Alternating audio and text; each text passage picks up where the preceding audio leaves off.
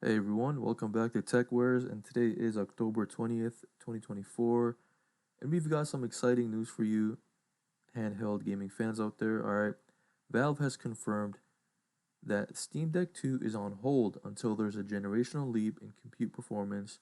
So let's dive into details. So recently, the Steam Deck was released in Australia, and somebody managed to interview the Steam Deck development team.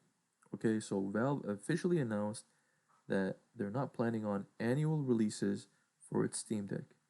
Instead, they're waiting for a significant jump in performance before launching the Steam Deck 2. So Valve's Lawrence Yang recently spoke about this decision, explaining that they didn't see the need for minor yearly upgrades. They believe it's unfair to consumers who have just bought the previous model. Okay?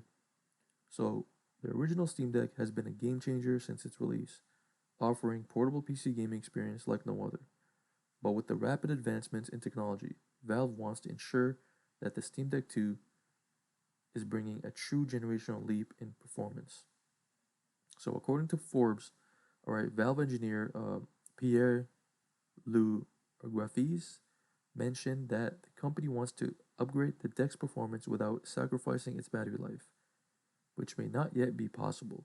Another concern raised is around brand messaging and ensuring that the new model truly represents a significant upgrade. So, what does this mean for gamers? Well, it means we might have to wait a little bit longer for the Steam Deck 2, but when it does come out, it's going to be worth the wait. Imagine playing the latest AAA titles on a handheld device with even better performance and efficiency. Of course, this news has sparked a lot of discussions among the gaming community.